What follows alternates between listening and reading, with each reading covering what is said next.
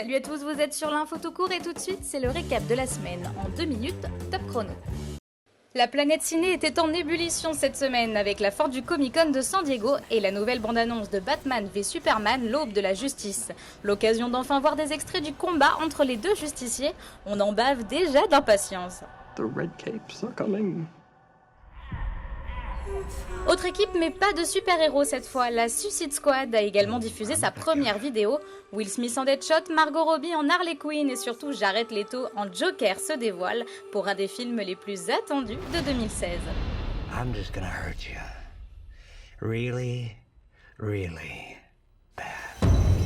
On finit avec la bande-annonce de The Revenant. Alejandro González Iñárritu, le réalisateur de Birdman, emmène Leonardo DiCaprio en forêt et on sent que Léo se rapproche de l'Oscar. Alors que les vacances commencent, American Horror Story Hotel invite justement ses clients à s'enregistrer dans son établissement dans un tout premier teaser, le tout en présence de Lady Gaga.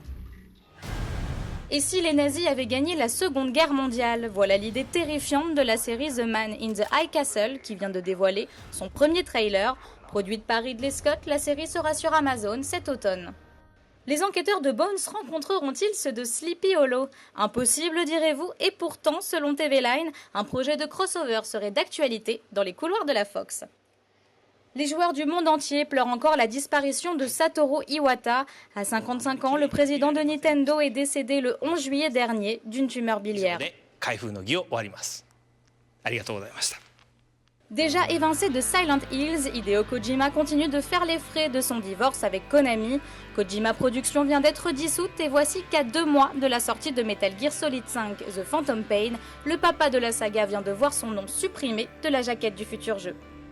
À l'approche de la clôture de son financement participatif, Shenmue 3 se dévoile grâce à une première vidéo où on le retrouve Ryo et Shenhua.